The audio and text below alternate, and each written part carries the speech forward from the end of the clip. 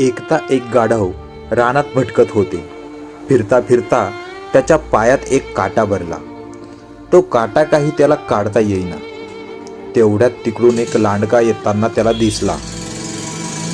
गाढव नम्रपणे त्याला म्हणाले, वैद्य बुवा, कृपा करून माझ्या पायातला हा काटा आपण काढून द्या. लांडग्याने ते ऐकले आणि त्याच्या पायातला काटा काढून दिला. परंतु त्या दुष्ट गाढवाने लगेच एक लाथ लांडग्याच्या तोंडावर मारली आणि कोलांडून पडलेल्या लांडग्याकडे बघत ते आनंदाने निघून गेले.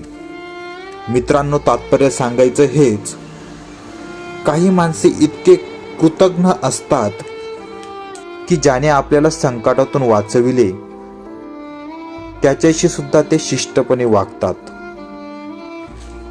व्हिडिओ आवडला असेल तर लाईक करा आणि चॅनलवर नवीन असाल तर सबस्क्राईब नक्की करा आणि इतरांना देखील व्हिडिओ शेअर करा.